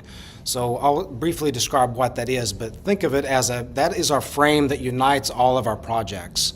So around that bicycle is our school nurses, student attendance efforts, mental health awareness activities, of course, school safety, school social worker support that we provide, some of the school-based health center updates, and school climate surveys and the STAR climate rating. I'm not going to go over all those projects. I'm going to give an update, though, on some key areas. But if you think about it, when all those pieces work together and they're integrated, we deliver service and support to school districts in a more cohesive way, and the bicycle seems to be a good way to explain how our office operates. Next slide. All right, Georgia MTSS. Well, if you're familiar with positive behavior intervention and support, something that our agency has supported since 2008, it is a multi-tiered system of support that really focuses on behavior. Well, MTSS sometimes thinks about academics, and that is looking at ways to deliver Tier 1, 2, and 3 services and supports for students for academic areas.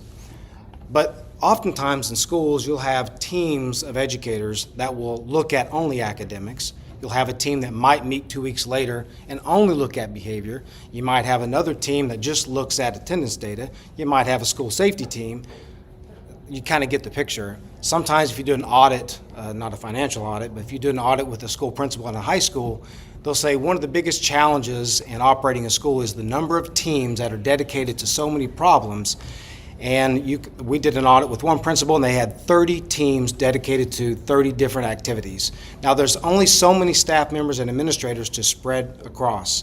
Now, about a year ago, I met with a foundation member, and he wanted to introduce a program for character ed. And I said, well, how do you go about your business? And he said, well, the first thing we need to do is set up a team. And I started laughing. He goes, what's so funny? He goes, well, tell me about the team. He goes, well, we need to have an administrator. We need to have someone from the grade level chairs. And it's like, so another team? He goes, well, what's so funny? Our schools have 15 to 30 teams at every school. It's not more teams, it's to have a team that's more effective and efficient. So what MTSS tries to do is to take the academic problem-solving teams, the attendance teams, the school climate teams, the behavior teams, and have one core team that looks at the universal system of support in a school. And Georgia is considered really a leader on this front, and you'll see why here in just a minute. But if you look at some of those things, and another key that's going to be on every slide from this one till the end is the word collaboration. Please take note that our office collaborates within the agency, outside of our agency. We cannot do our mission, which is to remove barriers that prevent students from succeeding, without these collaborative efforts. All right, next slide. All right, a good picture of our activities. So again, you've heard of PBIS and it's been brought up at some of our board meetings. You'll see those highlighted in blue. We've kind of plateaued with our involvement with PBIS. A lot of districts would say, yeah, it's really helpful, but how do we link these efforts with our efforts with school climate, with academic supports? And so the future is helping schools to be more efficient. And you'll see that this new integrated model, which is getting a lot of national attention for the state of Georgia, we've already invested with 52 districts, including Dade County that's getting a visit today, and Polk County yesterday, as we try to identify exemplars of helping schools to have not more teams, but fewer teams, but those teams to be more efficient. And if you think about it, we're really kind of like school improvement before they get on a list. And if they invest in these kind of things, they're going to be more successful. Next slide. All right, if we can play this video, just pause 1 second on prep it. We have a collaborative effort with Georgia Public Broadcasting that goes all the way back to when we were dealing with some of the things with COVID. And what we want to try to do is we've kept this partnership as we try to highlight Georgia teachers, exemplifying the type of strategies that we think are effective. What you're going to see here today is one resource that our office has produced that really talks about how to get the biggest bang for the buck at Tier 1. In other words, what is one practice that can have the biggest effect in a school? And we call it greetings at the door. Audio may not work. That's the key. The audio is the most important part, because it's a Georgia teacher talking about how she's really revamped and reached students. Let's see what we can do.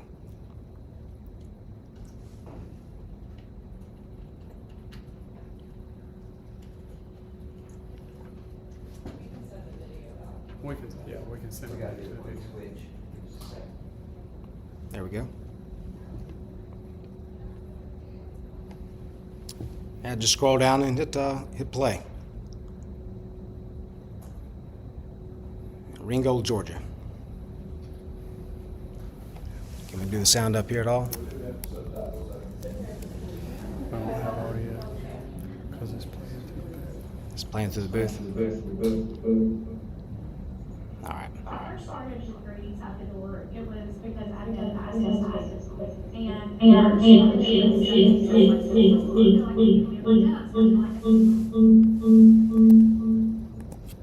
getting prepared for these students coming into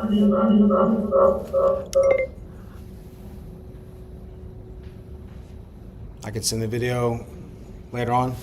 Yeah, we're losing audio, I'm sorry. Okay. Including me. Said I hear you once, I hear you twice. What my daughters would say, that's torture. All right.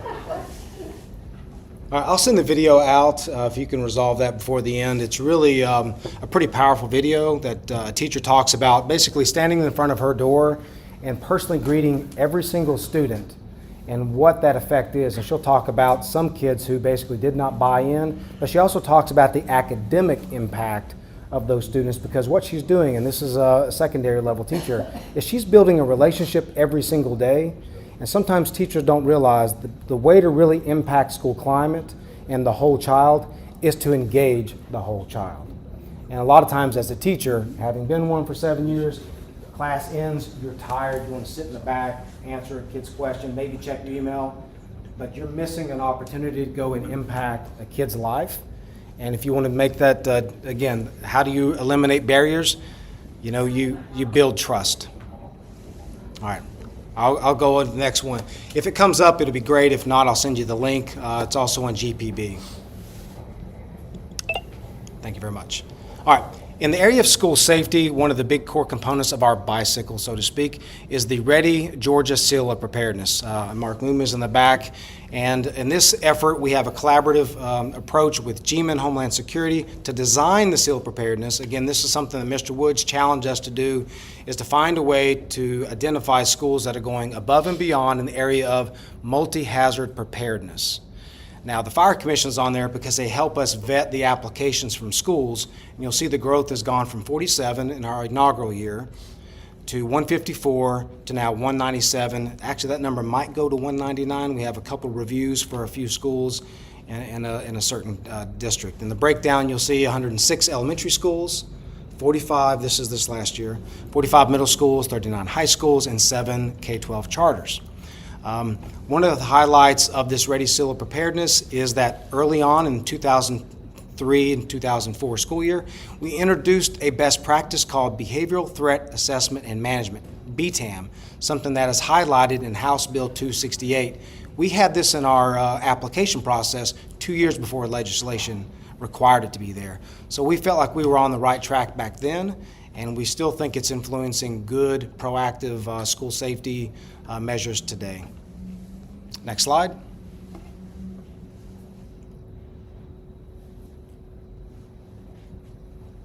All right. Georgia MTSS that we talked about before and our school safety combination. So a collaboration that we have more than just with GMA Homeland Security, but also with the Secret Service, U.S. Department of Education, and the National Center on PBIS. There's an effort to look at, while there's yet another team-based approach happening in schools called BTAM, how does that work with what educators have been putting in place for 20 to 30 years, MTSS and PBIS? So those folks issued a paper last August on how to integrate those. We were invited to go to DC to preview that because of our forward-leaning approaches here in Georgia. We took a look at that, and we're trying to streamline that to make a Georgia version, so as GMA goes out and trains schools in BTAM, we can provide technical assistance on how those systems work together to support children. And this paper should be coming out from the Georgia side in just maybe a couple months before the school end. Next slide. Attendance, you've heard that already at least once today. That is a significant effort coming out of our office. Our theme is Georgia Goes to School, and Dr. Tabitha Baldy leads that effort. She's our Senior Program Manager for Mental Health and Wellbeing Supports. And let's focus on three big buckets where we are centering our efforts on. One is raising awareness, two is data and evaluation, and then third is informing good practices amongst all the different schools. So in the raising awareness, you're aware that Mr. Woods issued a challenge called the 50% Challenge through this state, signed on with Attendance Works, a partnership that we have with a national partner. And we want to reduce chronic absenteeism by 50% in 5 years. In order to do so, we have to be extremely aggressive and coordinated with our activities. So you'll see a lot of efforts to raise that awareness. One of my colleagues that was here earlier, Dr. April Aldridge, we've worked with awareness activities with her office to go out and make sure that curriculum directors understood the impact to performance in those areas.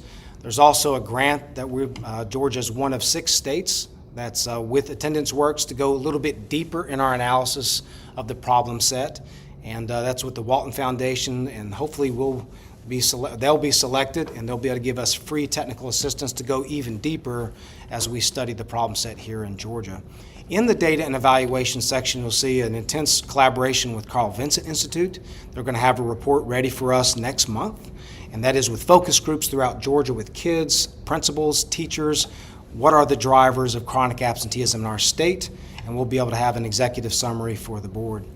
Additional collaboration with Michigan State and Vanderbilt to study just high school, basically secondary chronic absenteeism, because while chronic absenteeism rates for elementary schools are moving definitely in the right direction, it is not doing so for high schools. And so helping us to identify some exemplars, those who are beating the odds, so to speak, so that we can share that with schools. Also, there's an attendance dashboard that I presented to the board, enhancements with collaborative efforts with technology services with Dr. Osborne. We'll have some different enhancements for this summer. In other words, what days of the week are driving chronic absenteeism? What months of the year are higher than other months? And excused absences, stacking unexcused absences with other medical things and looking at where does the problem set lie. Again, what we can do at the agency is provide better tools so that districts can find solutions quicker. And then, of course, we want to share those things, and you'll see some of the professional learning numbers on the far right. Next slide. And I would share that, the budget on now shows we will get a staff member to specifically that will address the part of absenteeism in the city. That's what Mr. Wood says is really significant because the people doing some of this work are federally grant funded, and so when those funds end, the people's ability to spearhead some of these activities, it's greatly reduced. So this would enhance our ability to keep the momentum, and because we think indeed that we're going to meet that challenge that Mr. Woods gave us. In the mental health awareness training, or MHAT, Molly Sims reports to Dr. Baldy. She manages that, and on occasion each month you may see some contract renewals. But we did a dive and look at some of the numbers since its inception, and we've had at least 1,300 trainings, 35,000 attendees, and these are the top requests just this year. We ran this report last week, and you'll see some of the very common sense approaches that educators need help with understanding. Reframing behavior support trauma in the classroom. Of course, you could have students experiencing loss of parents and classmates. How to self-regulate and problem solve, child bereavement. These are things certainly that we dealt with when we were students, but it's even more pronounced these days. Next slide.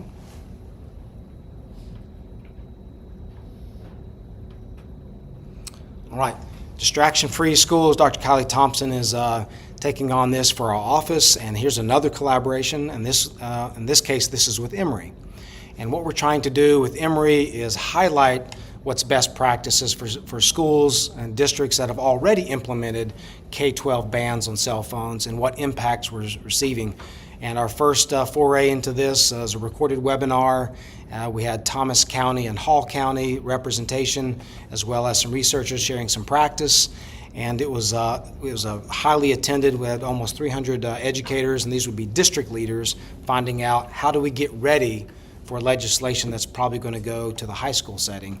And so sharing those. Right now, as we speak, we are putting, we've identified high school students at multiple districts, and we're going to record them instead of live. We're going to put them on live camera. I don't know what they may say, but they're going to talk about the impact of cell phone bans are for them. And we had an early highlight because one person said, well, I'm really afraid that my teacher will be arrested if she doesn't catch me with the cell phone because it's a violation of the law. And we just kind of snickered at that. It's like, that's a real story, okay?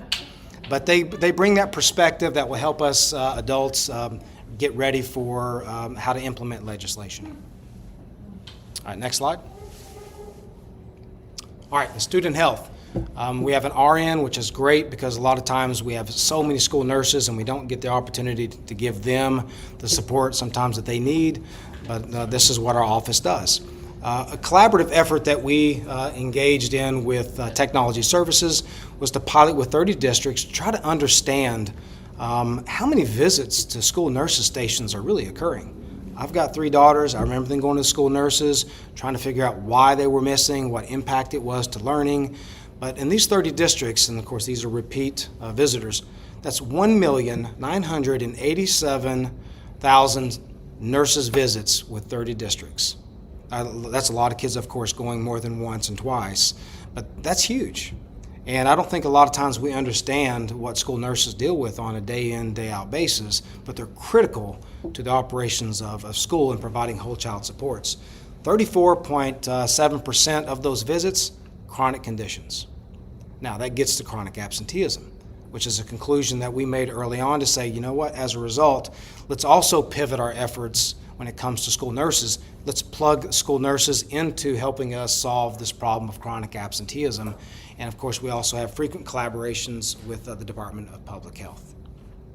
Next slide. There's much more that she does, but of course, we're just hitting some of the highlights for the office. All right, as we conclude the presentation, the most significant thing that I have to share for you today is updates to the School Climate Star Rating, something that's been in place since 2015, and we have made some adjustments to this. Now, law says that we must have a 5-star rating, 5 being the school that has a great climate, 1 meaning that a school has a not-so-great climate. We have 4 buckets or 4 domains. 25% of the calculation has been attendance, 25% safe and substance-free areas. 1 is just discipline by itself, 25%, and then the surveys. In the past, it was a student health survey. Now, of course, we have the school climate survey. And now, the one thing that we've done, and I've introduced to you Dr. Clark earlier, is that in collaboration with the Serve Center at UNC Greensboro, 7 Georgia LEAs, and 6 Georgia Godot offices, we've come together to look at this system and see that how can we improve it, but then keep its foundations. And so if we can go to the next slide. All right. So we've kept all those 4 buckets and kept the percentages of the weights. What we have done, though, is we've looked at how we can calculate this anew. One of the chief complaints that we get from school systems are, I don't understand how you even got that number. I can't recreate it. I can't present it back to my board. It's almost like a mystery. And I say, well, we don't want that to be the case. One district hired someone just to figure if they could crack the code, and they worked with Dr. Clark and said, I've run the numbers in your calculation guide, and I can't get it to work out. We knew that we needed to make something a little bit easier. We don't want to sacrifice the value of these buckets that we've identified, but we want to make sure that it's easy for boards to communicate, easy for principals, because the whole purpose of this is not to point fingers, you have a bad school. It's to identify areas that can generate good school improvement activities, to make a school safer, to make it a better place for students to learn. That's the purpose of it, not for the Godot to come up and say this is the naughty list and this is the good list. We want to help schools get better. All right, so let's go over what's changed in the attendance domain. The old calculation, we looked at school administrators' attendance, teacher attendance, staff attendance, and student attendance. There's so many factors that are not as reliable for the adults, but they're a little bit more so for students that research is telling us, well, we have maternity leave. Does that mean you have a bad climate? Is that the number we should be looking at? Faculty members going to conferences, do we want to discourage that? Does that mean you have a bad climate? Maybe let's just look at the number that's easy for us to understand and change, and that is, let's look at student chronic absenteeism. But are those other factors important? Yes. We capture those in the school climate survey when we ask them about work conditions. So we've not sacrificed it, but it's more reliable, and we've moved it somewhere else, and district now have something, okay, I can understand that, and I can brief that to my community. And so that's a new domain calculation. Next slide. Safe and substance-free domain. This would be the serious incidents that occur in a school. The old way, we had ratio of incidents to all incidents. And you might say, what exactly does that mean? Well, sometimes you can have a fight that's a very serious fight at a school. Maybe 3 students were involved in 1 fight. But when it gets calculated into the data, it's 3 fights. And on the surface, it's like, well, I understand I had 3 students involved in it. Then we're like, well, and they think that's not fair. So we want to look at how many events are happening, how many fights, how many of this, how many of that. We want to stop those things. And we think that's a more reliable factor in the way that we do that. And you'll see how it makes even more sense when we go to the next section. And if you can go to the next slide. All right, discipline domain. If you had a serious event in the other domain, in the old way that we calculated it, it carried over to this one too. So you got double counted for discipline in 2 significant domains in the STAR climate. And for decades, schools said, that just doesn't seem fair. Why is it counting twice? What we don't want to have happen is for administrators to feel like, if I don't send that kid to the office, then it won't count on the STAR climate. But that behavior did happen, so let's just ignore it. If an event happens in the classroom that's disruptive, it needs to be dealt with. It may need to go to the office. And we don't want to have a recognition system that somehow suppresses that. We want to have something that's fair and that we can make schools better. So by eliminating the double counting, we think that we're looking at serious events and not so serious events, and looking at student attendance, and then we're going to look at the climate rating. It's the climate scores on the survey. And we think that's going to be a much fairer way, and in fact, that's what districts have been reporting to us for the past 2 years. Next slide. And the last one, this is kind of easy. We have a new school climate survey, and it replaces the old one, so we had to recalculate the responses, and this one's very robust because it looks at academic environments, safety things, supportive teachers. It's very comprehensive, and since we've launched this, we get asked every other month from another state, can we borrow your survey? This is fantastic. And again, we think this is another area where Georgia continues to be a national leader. Next slide. All right. And as we conclude, and again, the old calculation, it was just a 5-star, 4-star, 3-star, so on. The new way is we're going to have a way to give a star for each domain. That way, a principal or a superintendent or a board can say, well, this school has a 2-star. In this case, we're rounding up, or you're able to get a 2.5. There were no half stars. Schools need to know, am I closer to 3 or am I closer to 2? Well, a superintendent wants to know that. A principal wants to know that. And boards that want to talk to their community, they want to know that. And we want to make sure that that's fair. But also, as you look at a school, and you could be a real estate agent and said, well, this school is only a 2.5 star. But if you dig through this domain and say, well, attendance is not great, we need to improve that. But in the most serious category, safe and substance free, it's really good. Horrible things aren't happening in the school. Discipline, we need to improve. Surveys, the climate, pretty decent. And the average for all those pieces would be a 2.5 stars. But as you can see from the way that we're calculating this, it's keeping the foundations, but it's also coming up with something that's more fair, easier to communicate, and really drive school improvement. And the last one. All right. For the board or anybody that wants to find out the updates from our office, which are numerous, we're a pretty aggressive team trying to save the world in some cases. We have our bulletin that comes out every 2 weeks. We have over 5,000 subscribers, and we give them updates in all those categories and other areas. And it's been my pleasure to give you a rundown on some key projects in our office. And if the video works, it'd be great because it's pretty inspirational, and she's a great Georgia teacher. Pardon me? It seems to me that, at the beginning, when you get to see the video with the teacher interacting with the student, that, we probably have some of the same problems with teachers getting to the back of the room, looking at their screens. I mean, that's getting away from that. But it seems like this interaction ties into the absenteeism too, because if that teacher's gonna see that student every day, and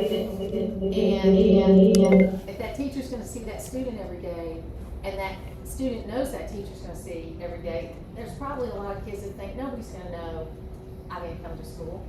Nobody's gonna know. Nobody cares at home, nobody cares, whatever. And so I think it all goes in together, that more face-to-face. I just recently went on a field trip with my granddaughter who's in kindergarten, and it was the K-1 to Oconee County School, and so all the classes were there, all the teachers were there, they were out running around, doing all the things that kids do.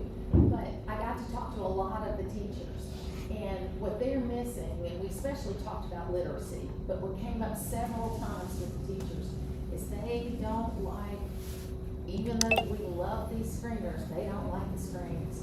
They don't like not teaching the kids one-on-one.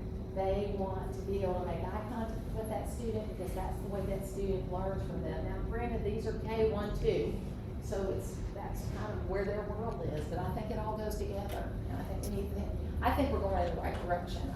As far as getting rid of the screens, being more in traditional classrooms, interacting more with students in an old-fashioned way, if you will, I think they're going to be happier. I had a kid say something about how they never get to play outside, and I know that's a whole other thing. And I was talking to him, I said, yeah, when I was a kid, I just laid in the grass because it was cool. And he was like, wow, that sounds so cool, but he was probably just hammering me. But it was a great event, it was a great day. I thought your school nurse numbers are interesting too. We started implementing house calls at our school, and it really is amazing how many kids don't have headaches as often when they don't get to go to the nurse and the nurse comes to them. Well, one of the reasons we bring school nurses to the MTSS team is as they can bring that perspective. Are they using the nursing program to escape instruction? And so a question the MTSS team would say, well, what time of the day are they going? Well, that's during math class. Bingo. But that problem-solving team working together helps arrive at how we can help students. Any other questions or comments? Okay, Mr. Russ? Mr. Russ has something he wants to clarify, and Ms. Kenmore also has a question. Okay. Play this real. Thank you, Mr. Gill, that was great. Thank you very much. Yes, I just wanted to make a minor amendment. A minor amendment to the remarks I made earlier. I referred to the budget Dublin City Schools voted on Monday night. This should have referred to the budget Dublin City Schools presented on Monday night. Okay, is that better? Okay, I'll say it again. I just said I need to make a minor amendment to the remarks I made earlier. I referred to the budget city schools voted on Monday night. The budget Dublin City Schools voted on Monday night. This should have referred to the budget Dublin City Schools presented on Monday night. The district did vote to approve the salary schedule, which included athletic coach supplements and principal contact days referenced in our letter. However, the tentative budget was presented, not approved. Also, when we said the 5-1 local board vote, it referenced was on the supplements, not the overall budget. Okay? Yeah. So was that intentional, that it seems like one of the sticking points were these supplements mostly for coaches? Is that where they mostly are? I mean, one you said was $30,000, and, They did is that have. what they're brushing back up against our recommendations on, is that they want to continue doing these supplements? They do have numerous. They had a lot of when we first went in there. Their supplements were really high, and they did cut a lot. But in our opinion, that when we look at their supplements, they could have done more as opposed to furloughing teachers. So. I have a question in, the items of information 50K and under, on page 16. I just wanted, explanation for, on page 16, the last item. It's a new,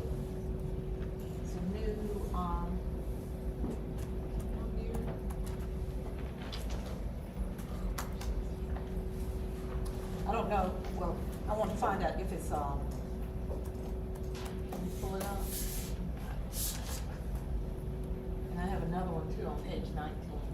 19 is a new item. I just wanted to find out if the one on page 16, is that, an item that is going to be supplemented or something?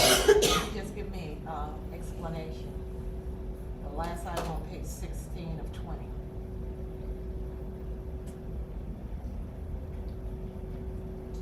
Probably won't have to tell him. Yeah, I don't think he's got it. Yeah, he doesn't. I don't have my paper. Oh. Sorry.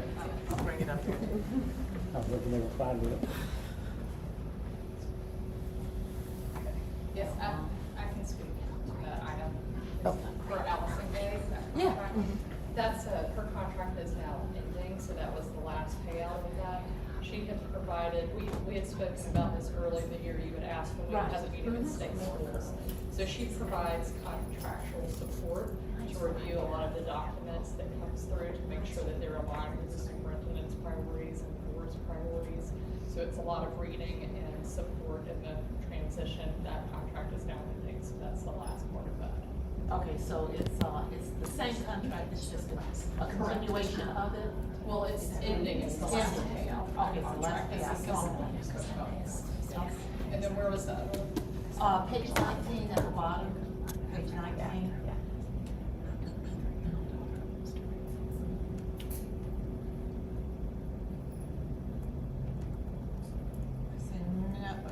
like one, four up. It's a new state funding type, 5-1 through 4/20/27. The Ellen Kagan? Yes. Is that one?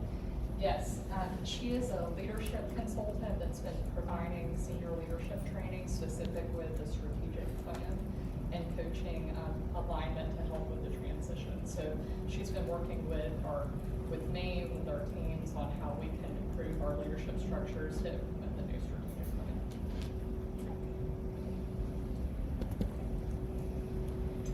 Anything else, Ms. Kim? No. Okay, thank you, Russ. All right, anything else for the good of the board from anyone? If not, we will adjourn for the day. Our committee meetings, and Mr. Downey's gonna send out a link for about dinner tonight. Right early in the morning, we may be on the 15th floor tomorrow, we won't know, but we'll see if they can get the link fixed. But come here first, unless you get it.